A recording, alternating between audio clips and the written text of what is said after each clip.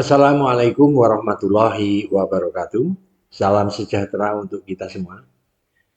Para mahasiswa yang saya banggakan, kita lanjutkan materi hukum internasional. Kali ini saya akan menyampaikan tentang pengakuan atau recognition. Nah, yang kita bicarakan di dalam materi pengakuan ini adalah pertama tentang definisi atau pengertian gitu, kemudian bentuk pengakuan dan teori pengakuan.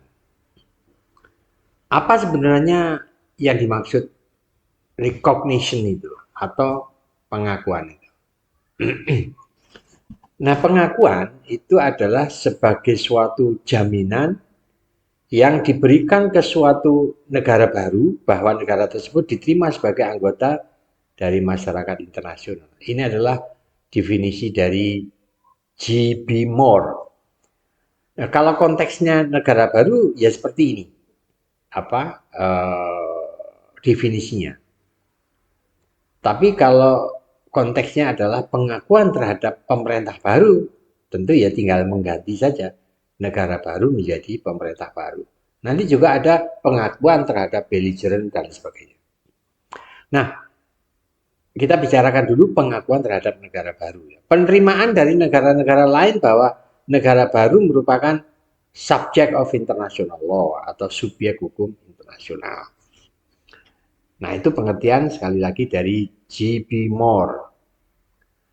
Adapun bentuk-bentuk pengakuan itu antara lain yang sudah kita kenal adalah pengakuan terhadap negara baru, recognition of new state, kemudian pemerintah baru, pengakuan terhadap pemerintah baru, recognition of government, new government, pengakuan terhadap belligerent atau terhadap kaum pemberontak, ya, recognition of belligerent. Kemudian pengakuan terhadap representative organization, yaitu perwakilan organisasi. Tentu yang dimaksud adalah organisasi organisasi pembebasan biasanya. Kemudian pengakuan terhadap perolehan teritorial baru atau teritorial tambahan. Ini yang dimaksud adalah kalau suatu negara memperoleh teritorial baru atau tambahan teritorial, nah itu perlu pengakuan. Seperti halnya dulu Indonesia mendapatkan Timor Timur. Karena Timur Timur itu sebenarnya bukan wilayah Indonesia, tapi kemudian karena Timur Timur karena apa persoalan apa proses politik, kemudian Timur Timur menjadi salah satu provinsi di Indonesia, maka itu perlu pengakuan dari negara lain. Sebab kalau tidak diakui ya kita tetap akan dipersoalkan terus. Ya nanti ada ceritanya sendiri ini mengenai ini. Kemudian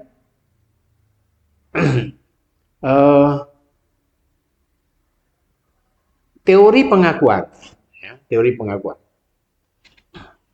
Saudara tentu bisa melihat pengakuan terhadap negara baru itu apa.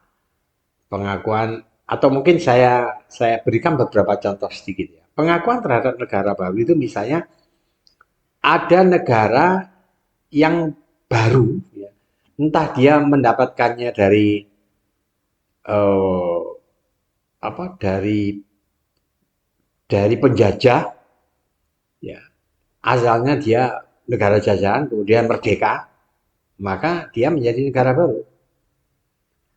Atau awalnya dia adalah sebagian dari suatu wilayah negara, terus memisahkan diri menjadi negara baru.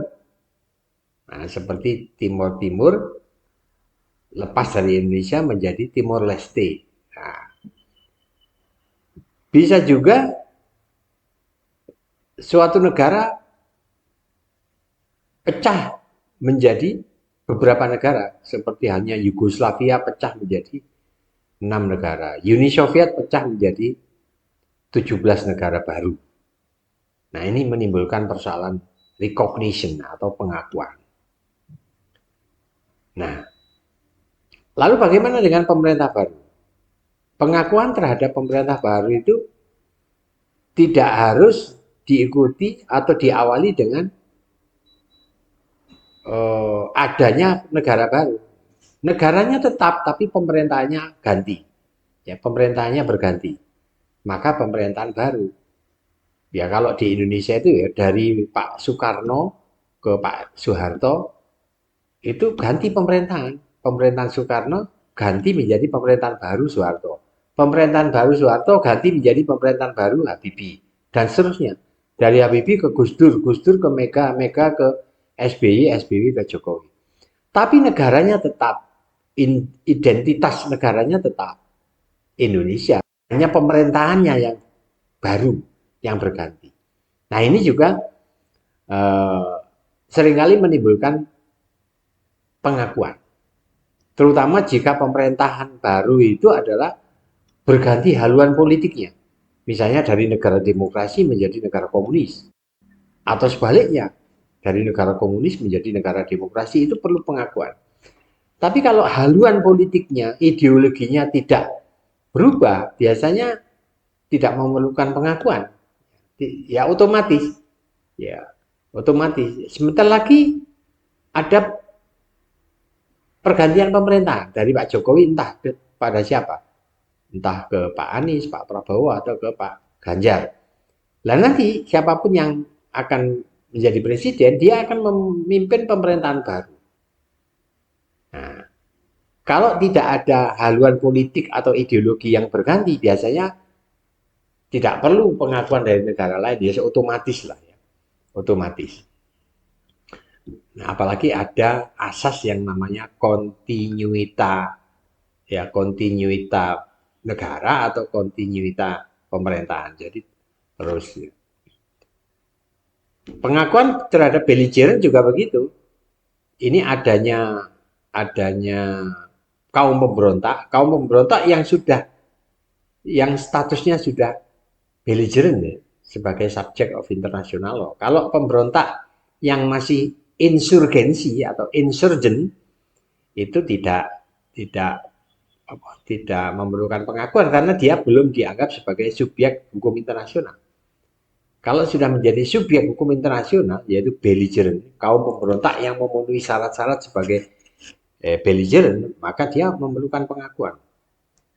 Nah, kemudian representative organization ini biasanya organisasi pembebasan. Seperti dulu, sekarang apakah ada atau tidak saya kurang tahu. Yang jelas dulu ada seperti PLO itu bisa dianggap sebagai representative organization atau perwakilan organisasi. Saya kira yang dimaksud itu organisasi pembebasan. Kalau organisasi internasional kan menurut saya tidak ada persoalan pengakuan. Ada organisasi internasional yang baru misalnya katakanlah apa gitu, di OKI atau ASEAN itu kan tidak, ya tinggal dia mengembangkan hubungan internasionalnya. Kemudian yang terakhir, perolehan teritorial tambahan. Itu artinya suatu negara memperoleh teritorial baru. Ya, seperti Indonesia dulu memperoleh Timur Timur.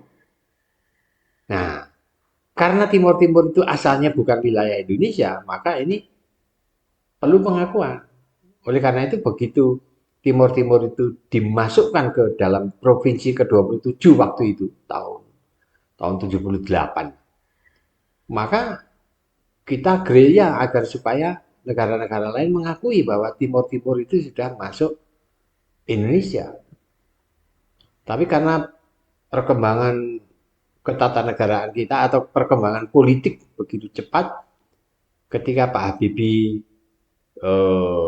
menjadi presiden, itu ada persoalan bahwa Timur Timur kemudian dilakukan referendum, ya karena dipersoalkan terus di tingkat internasional. Maka referendum itu ada dua pilihan, merdeka atau tetap ikut Indonesia. Nah, ternyata voting atau jajak pendapat dari referendum itu, rakyat Timur Timur dinyatakan memilih merdeka. Ya akhirnya lepas menjadi negara baru yaitu Timor Leste. Ya, tapi ketika perolehan teritorial tertambahkan kepada Indonesia itu juga perlu uh, apa pengakuan. Nah sekarang yang terakhir ini materi yang terakhir yaitu tentang pengakuan, teori pengakuan. Apa saja teori pengakuan? Teori pengakuan itu ada dua, tiga sebetulnya ya maaf tiga, tapi nanti tiga itu sebenarnya teori jalan tengah. Tapi yang pokok adalah dua teori ini, yaitu teori deklaratif dan teori konstitutif. Teori deklaratif itu adalah to declare ya. Teori ini menyatakan bahwa pengakuan itu hanyalah menyatakan, mendeklar atau menegaskan bahwa sesuatu itu memang ada. Yang dimaksud sesuatu itu apakah pemerintah baru, apakah negara baru, ataukah belligerent. Jadi entitas baru itu dianggap ada. Menurut teori deklaratif itu hanyalah pengakuan itu hanyalah menyatakan saja atau menegaskan saja. Artinya, jika tidak ada pengakuan, maka entitas baru tadi tetap dianggap ada.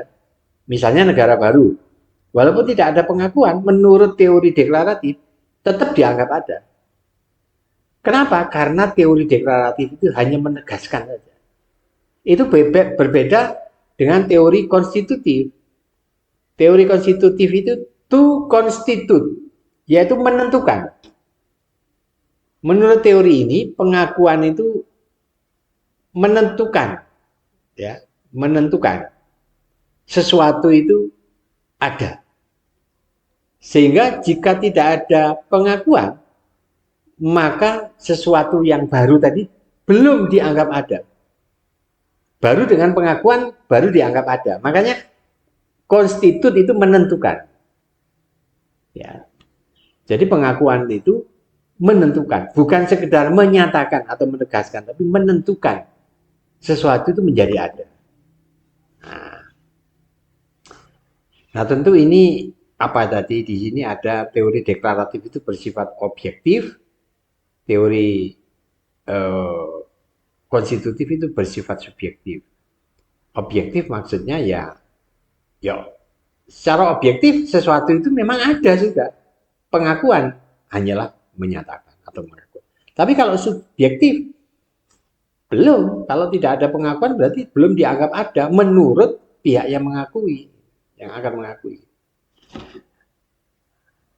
Nah, itu teori pengakuan. Terus ada teori jalan tengah.